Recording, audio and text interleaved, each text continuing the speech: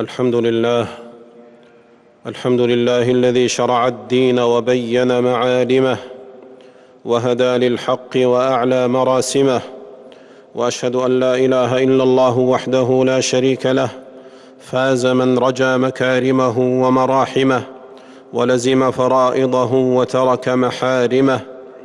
وأشهد أن نبينا وسيدنا محمدًا عبده ورسوله، سعد من اتبع هديه واغتنم مغانمه، صلى الله عليه وعلى آله وأصحابه صلاة باقية دائمة. أما بعد، فيا أيها المسلمون، اتقوا الله، فإن الأمس مثل واليوم عمل وغدا أمل.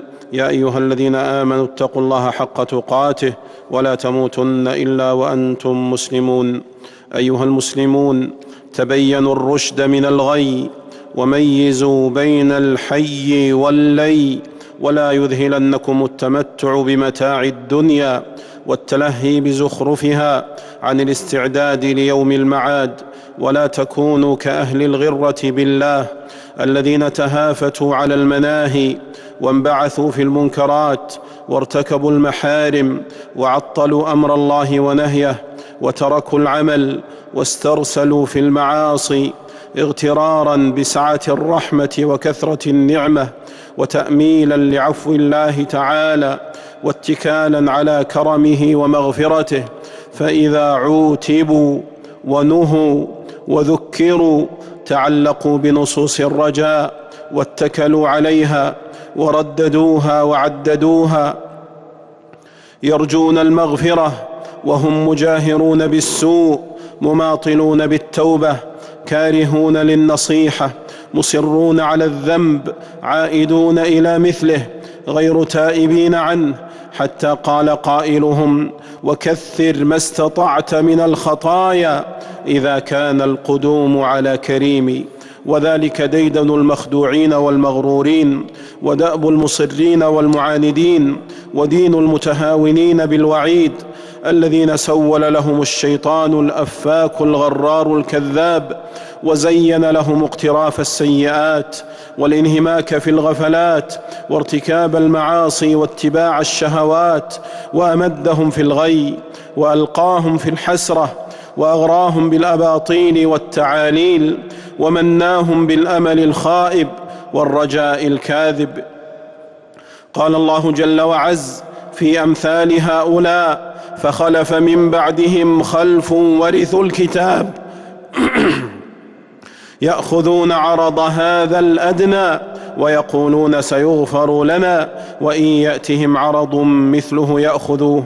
قال مجاهد في معنى الآية: لا يشرف لهم شيء من الدنيا إلا أخذوه، حلالا كان أو حراما، ويتمنون المغفرة ويقولون سيغفر لنا. وقال القرطبي ذمهم باغترارهم في قولهم سيغفر لنا وهم مصرون، وإنما يقول سيغفر لنا من أقلع وندم. وقال بعض العلماء في قوله صلى الله عليه وسلم: والذي نفسي بيده لو لم تذنبوا لذهب الله بكم ولجاء بقوم يذنبون فيستغفرون الله فيغفر لهم.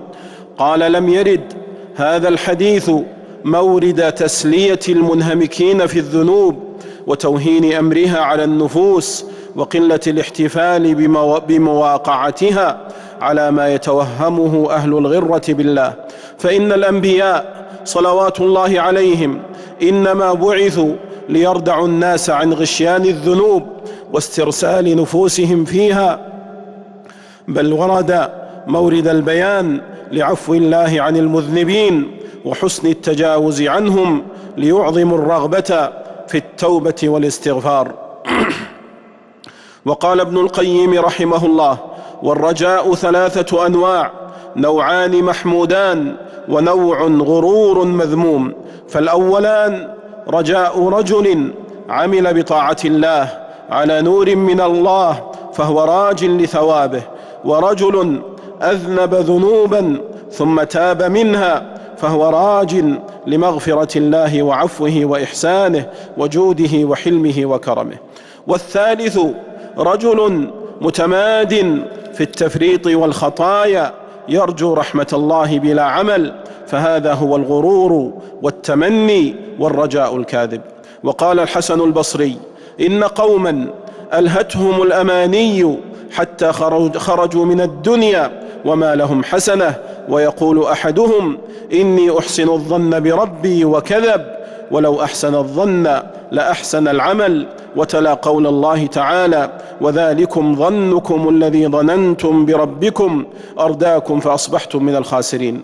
وقال سعيد بن جبير: الغرة بالله أن يتمادى الرجل بالمعصية ويتمنى على الله المغفرة.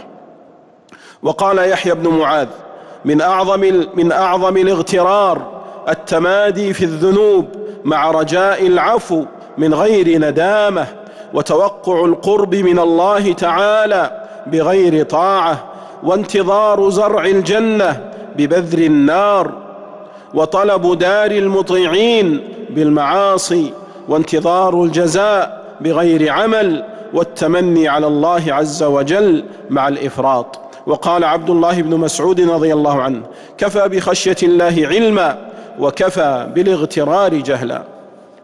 فيا عبد الله، أي أمان حملك على الاغترار؟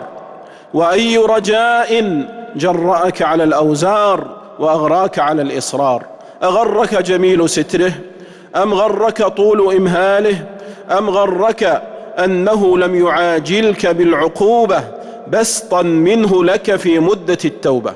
ولو راجعت نفسك لعلمت أن ستر الله وإمهاله موجب لشكره على إظهاره لمحاسنك وستره لذنوبك ومعايبك، فلا تأمنن أن يختم الله لك بذنوبك التي سترها عليك فتكون من الهالكين.